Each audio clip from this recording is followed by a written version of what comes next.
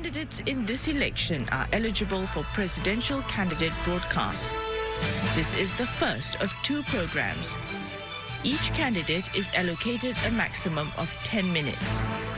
The order of the first presidential candidate broadcast is determined by the alphabetical ordering of the names as reflected in the electoral roll.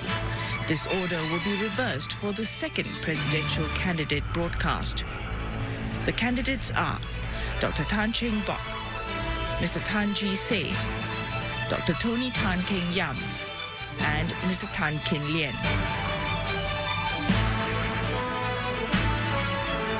We begin with Dr. Tan Cheng Bock. My fellow Singaporeans, I'm Dr. Tan Cheng Bock. I'm here as your candidate for the elected president.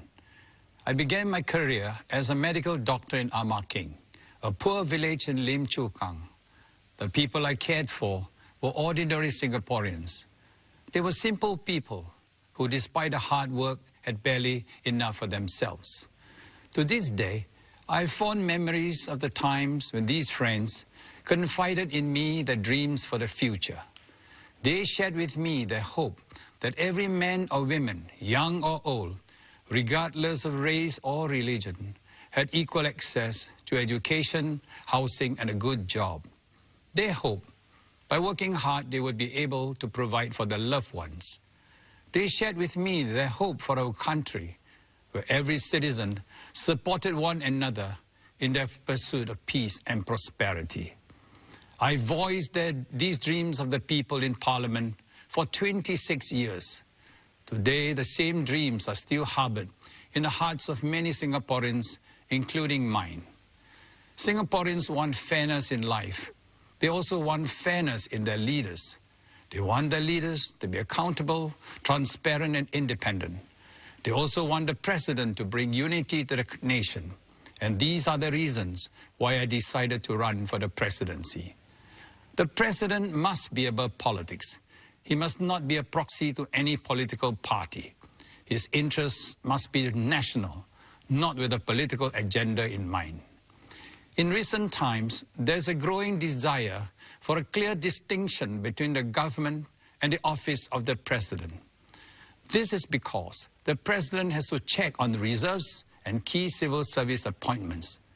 I agree with these sentiments. Familiarity breeds the potential for compromise, and this will only work against the interests of all citizens. Let me explain. Currently, the president and prime minister share the Istana premise. To strengthen the independence of the presidency, one of my proposals will be to ask the government to shift its operations from the Istana grounds to another location. The Prime Minister and Cabinet officers should not be housed in the same compound as the President, as this familiarity attracts unwanted suspicion of undue influence. It may sound drastic, but I believe this is the correct thing to do for Singaporeans. I believe Singaporeans are politically matured enough to see the merits. This is not unusual. For example, China and India have separate head of state and government premises. Now, this separation between the president and government is critical to public confidence. This physical separation will further assure the people that the two institutions are independent of each other. The office of the president and the government must not be seen as the same. Under the Constitution, their powers are separate. Let's keep them separate. I foresee these will require planning and cooperation from the two offices. Next, I want to enhance the transparency of the presidency. For greater transparency, I will introduce an annual statement to let Singaporeans know whether the president is doing his job in safeguarding our reserves, your CPF, the appointment of civil servants, charitable activities, and national identity programs in the arts, sports, and culture. For example, the people should have yearly assurance on whether the special Singapore government bonds backing their CPF deposits are safe or not. This statement will contain non-secret information. This is your country. The reserves are your money. The government and presidents are serving you. so you deserve to know how things work. Do I deserve your vote, you may ask? I understand that every presidential candidate will be greeted with some skepticism, and rightly so. You are, after all, deciding on the best person to be a head of state. I believe that having held positions of leadership in public and private sectors, I will be able to stand up to this scrutiny and gain your vote of confidence. During my government tenure, I have served as leader of the Singapore European Parliamentary Group and the Singapore Southeast Asian Parliamentary Group. For over 15 years, I've represented Singapore at home and abroad. I have had the even greater honor of interacting with Singaporeans like yourself and listening to your concerns as feedback chief and as member of parliament for Ayer Rajah constituency. Throughout my 26 years in office, I've never shied away from standing up for you and challenging inappropriate policies. In Parliament, I hotly debated the prevailing foreign talent policy and emphasized the need to think Singaporeans first. This was in 1999, when many Singaporeans were losing their jobs. I also voted against the nominated MP scheme, as these MPs were not elected by you, the people of Singapore. Over the years, I stood up for you, for more C-class beds for the poor in restructured hospitals, for the use of CPF monies to fund your children's tertiary education, for free parking on Sundays and public holidays, for better social and family interaction. More recently, I resigned from Jurong General Hospital in protest against the naming of a public institution after a businessman whose family contributed just over 1/10 of the overall building costs, when a majority of the building costs were funded from your taxes. In my view, this in principle is wrong. Besides the public service, I've held leadership positions in major local and multinational companies. Although a medical doctor by training, I have 20 years of corporate experience. I have been the chairman of the board of public listed investment holding company, Chuan Hub Holdings, since 1991.